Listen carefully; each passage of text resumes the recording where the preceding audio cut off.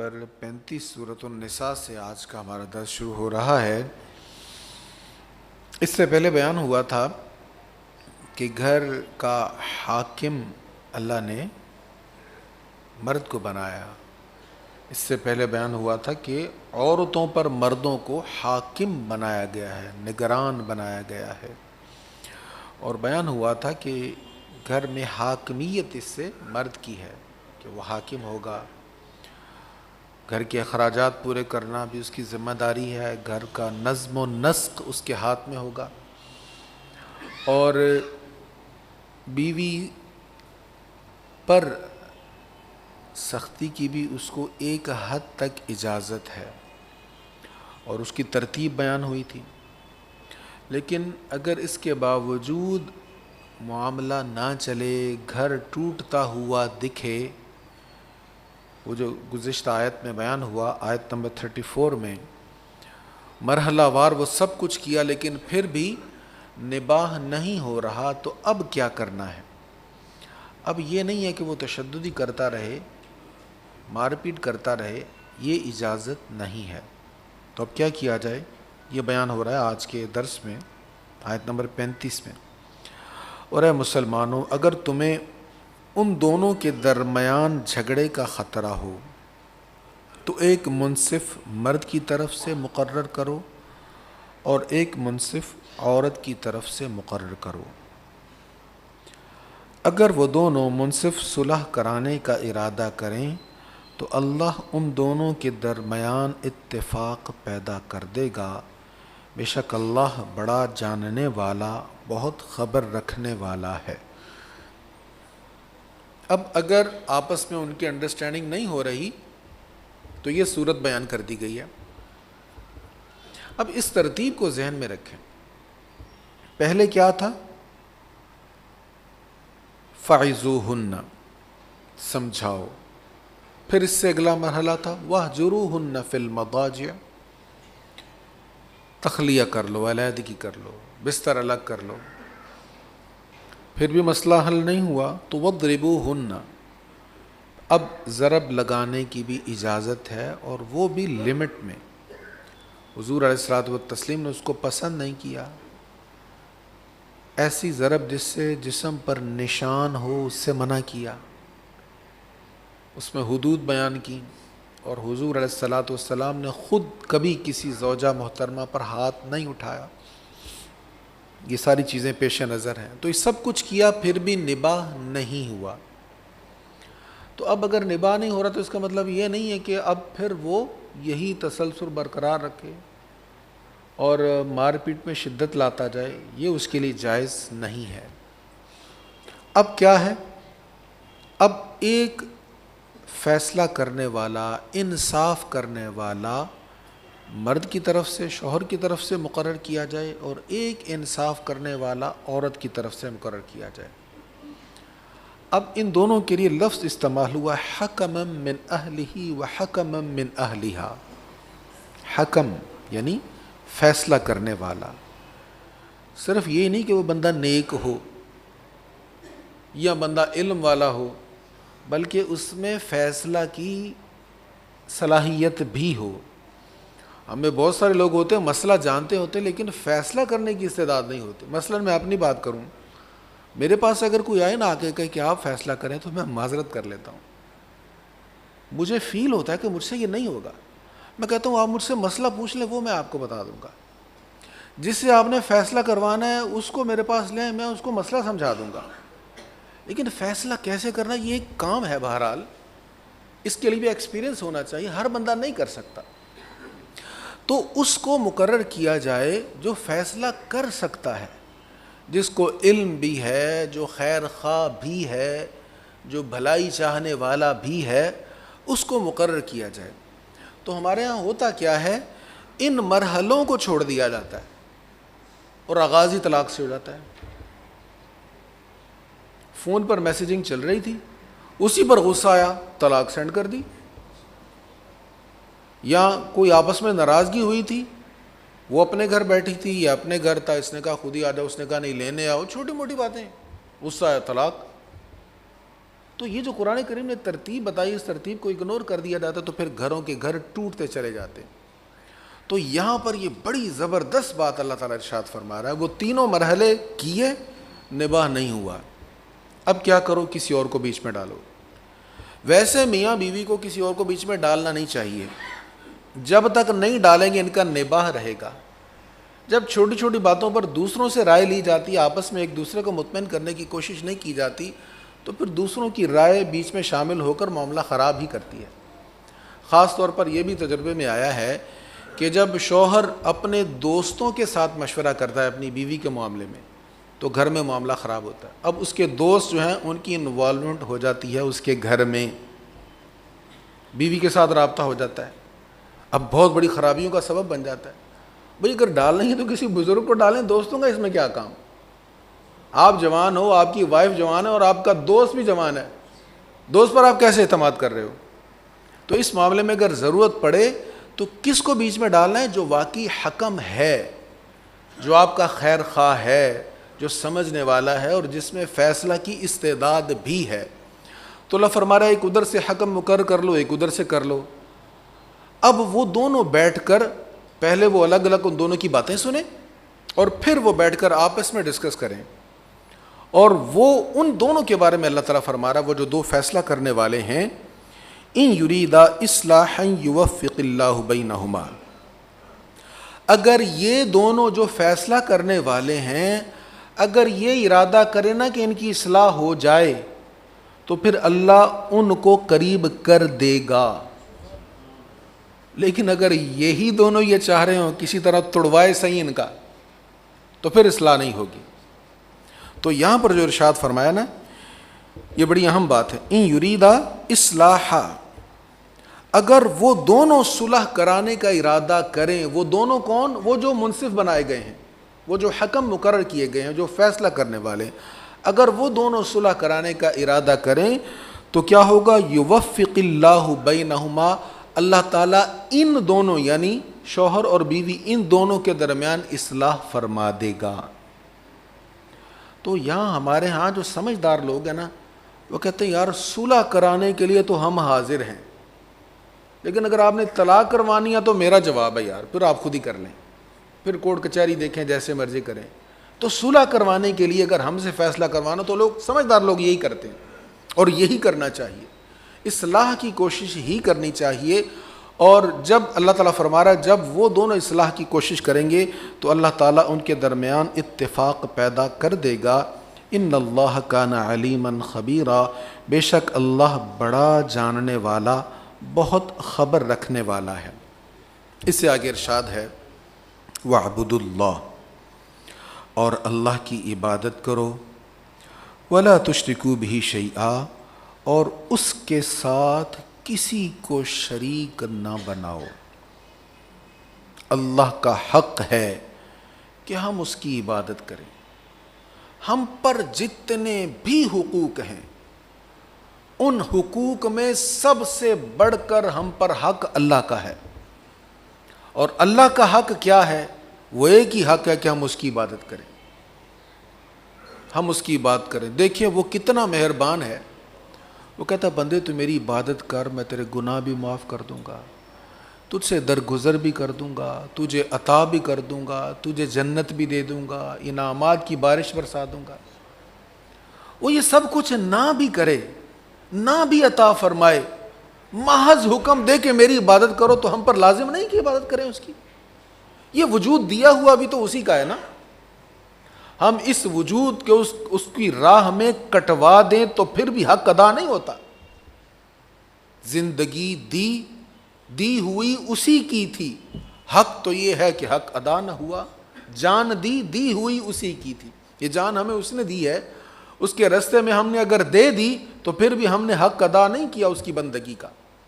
تو وہ اس کی کرم نوازی ہے، اس کی ہم پر عنایت ہے. وہ کہتا ہے کہ تم عبادت کرو گے تو میں تمہارے گناہ معاف فرما دوں گا. یہاں تک فرماتا ہے یبدل اللہ سیئاتہم حسنات، تم عبادت کرو، اعمال صالح کرو تو تمہارے گزشتہ گناہوں کو نیکیوں میں بدل دوں گا. کیسی اس کی کرم نوازی ہے، مغفرت ہے، اپنے بندوں کے ساتھ رحمت ہے اس کی. تو اللہ تعالیٰ فرماتا ہے اللہ کی عبادت کرو اور عبادت کیسے کرنی؟ اس کے ساتھ کسی کو شریک نہیں ٹھہرانا، کوئی اس کا شریک نہیں ہے، وہ وحدہ لا شریک ہے، بس اسی کی عبادت کرنی ہے۔ اور شرک وہ جرم ہے کہ کوئی بھی جرم انسان نے کیا ہے، توبہ کرے تو اللہ کریم معاف فرما دیتا ہے، لیکن کوئی جرم کیا ہے توبہ نہ کرے، اللہ تعالیٰ کی رحمت ہو وہ چاہے تو معاف فرما دیتا ہے۔ اگر کسی نے شرک کیا ہے توبہ نہیں کی تو اللہ معاف نہیں کرے گا۔ یہ ایسا قبیح جرم ہے کہ اگر کسی نے شرک کرنے کے بعد توبہ نہیں کی، خدا نخواستہ مر گیا، تو اللہ فرماتا ہے اس کی بخشش نہیں ہے، باقی ہر جرم معاف ہو جائے گا، یہ معاف نہیں ہوگا۔ اللہ تعالیٰ ہمیں اس سے محفوظ فرمائے۔ اچھا دیکھیں، قرآن کریم میں بارہا ایسا آیا ہے، اللہ نے اپنا حق بیان کیا اور اس کے فوراً بعد والدین کا حق بیان کیا۔ تو پہلے بیان ہوا اللہ کی عبادت کرو، اس کے ساتھ کسی کو شریک نہ ٹھہراؤ، اور پھر کیا فرمایا؟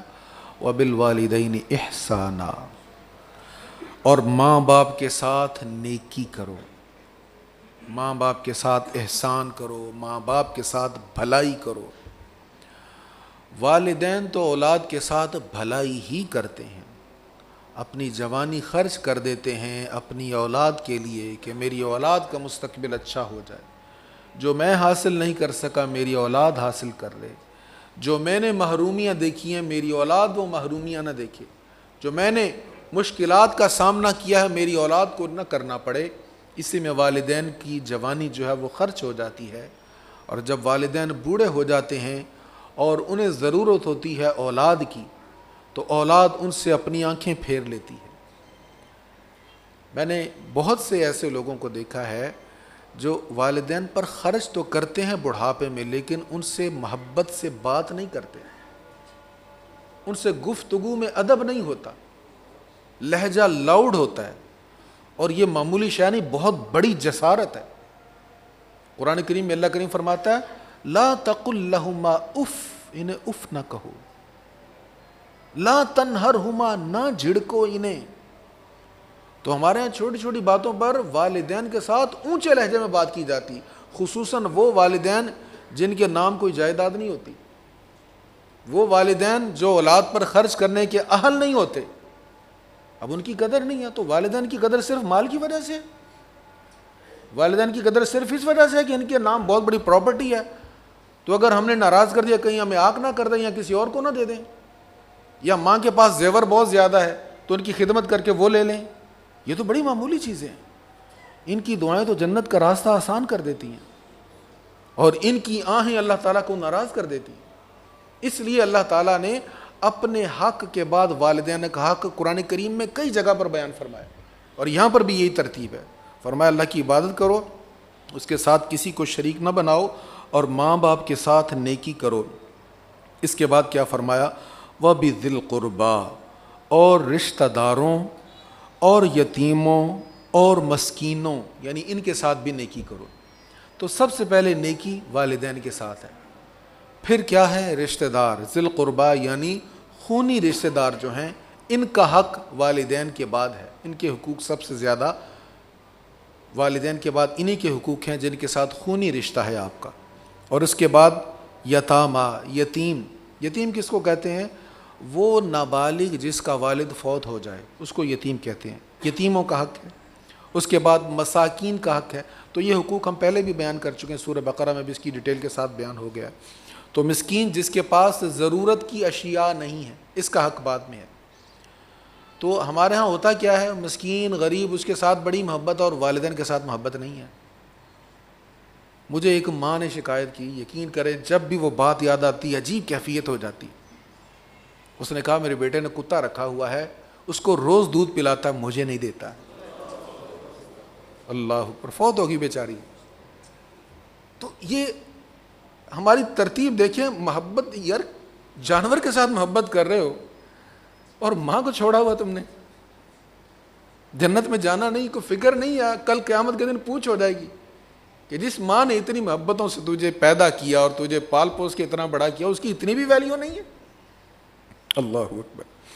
تو یہ ترتیب قرآن کریم میں بیان فرمائی، وبالوالدین احسانا، والدین کے ساتھ بھلائی کرو۔ اور پھر رشتہ دار ہیں، اس کے بعد کیا ہیں؟ یتاما، اس کے بعد مساکین ہیں. اس کے بعد اگلا مرحلہ آتا ہے والجار ذی القربہ. اس پر بات پہلے نہیں ہوئی. والجار ذی القربہ اس سے مراد ہے آپ کے وہ پڑوسی جو آپ کے رشتہ دار ہیں. پڑوسیوں کے بھی بہت زیادہ حقوق ہیں. نبی رحمت صلی اللہ تعالی علیہ وآلہ وسلم نے فرمایا جبریل مجھ کو ہمیشہ پڑوسی کے متعلق وصیت کرتے رہے حتیٰ کہ میں نے گمان کیا کہ وہ پڑوسی کو میرا وارث کر دیں گے. ایک صحابی کہتے ہیں حضرت عبداللہ ابن عمر نے وہ ان کے ہاں بکری ذبح کی گئی تو اس کا گوشت جب بنا رہے تھے وہ کہنے لگا وہ ہمارا جو یہودی پڑوسی ہے اس کی طرف بھیج دیا گوشت. 2 بار انہوں نے پوچھا. یہ کہتے ہیں مجھے بڑا تعجب ہوا، وہ یہودی پڑوسی ہے اس کے بارے میں بڑی فکر ہے. 2 بار گھر والوں سے پوچھا ادھر گوشت بھیجا. پھر خود ہی بتایا میں اس لیے تاکید کر رہا ہوں کہ میں نے رسول اللہ سے سنا ہے. اب پھر انہوں نے یہ حدیث بیان کی جو میں نے آپ کو عرض کر دی کہ جبریل امی، یہ ترمذی شریف میں اور بخاری شریف میں حدیث ہے کہ جبریل امی پڑوسی کے بارے میں اس قدر مجھے تاکید کرتے رہے کہ مجھے محسوس ہوا شاید پڑوسی کو وراثت میں حقدار قرار دے دیا جائے گا. لیکن اللہ نے ایسا حکم فرمایا نہیں ہے. پڑوسی وراثت میں حقدار نہیں ہے لیکن اس کا حق بہت زیادہ ہے. تو پڑوسیوں میں بھی کچھ پڑوسی قریب کے ہیں کچھ دور کے ہیں. تو جو زیادہ قریب والا پڑوسی ہے اس کا زیادہ حق ہے اور جو دور والا ہے اس کا اس سے کم حق ہے. تو ایک تو یہ ہے قریبی اور دور کا پڑوسی، اور ایک پڑوسیوں میں ہے آپ کا رشتہ دار. کبھی ایسا ہوتا ہے نا ایک فیملی کو لوگ کزنز وغیرہ ہیں تو ایک ہی علاقے میں پلاٹس لے لیے، قریب گھر بنا لیے، چلو ایک دوسرے کی ہیلپ ہوتی رہے گی. اب جو پڑوس میں آپ کے رشتہ دار ہیں ان کا حق سب سے زیادہ ہے. ان کا گھر آپ کے اگر بالکل ساتھ والے گھر سے ذرا ہٹ کر بھی ہے تو چونکہ وہ ذوی القربا میں بھی ہیں، خونی رشتہ بھی ہے آپ کا، تو پھر ان کا حق زیادہ ہے. تو فرمایا والجار ذی القربہ، اور قرابت دار پڑوسی، والجار الجنب، اور اجنبی پڑوسی. وہ پڑوسی جو تمہارا رشتہ دار نہیں ہے لیکن تمہارے ساتھ رہتا ہے تو اس کے ساتھ بھی حسن سلوک کرو، اس کے ساتھ بھی خیر والا معاملہ رکھو. پڑوسی کے ساتھ حسن سلوک کی بہت وسیع ڈیفینیشن ہے. تو اس میں آج کے دور میں جو سب سے اہم چیز میں عرض کر دوں جو میں نے فیل کی وہ یہ ہے کہ پڑوسی کے گھر کا اس کی عزت کا خیال رکھنا چاہیے. ہمارے ہاں جو معاملات ہوتے ہیں حیا کے معاملات میں اس میں عام طور پر پڑوسی کو پڑوسی سے نقصان پہنچ رہا ہوتا ہے. یہ بہت بڑا جرم ہے اور سرکار کریم علیہ الصلوۃ والتسلیم نے بے حیائی کا جہاں ذکر ہوا اور حیا کی جو حدود ہیں ان کو توڑنے کا جہاں پر ذکر ہوا وہاں پر بالخصوص اس بات کا ذکر کیا ہے کہ پڑوسی کے ساتھ ایسا معاملہ نہ کیا جائے، پڑوسی کی خاتون کے ساتھ ایسا معاملہ نہ کیا جائے. اس سے آگے بیان ہوا والصاحب بالجنب.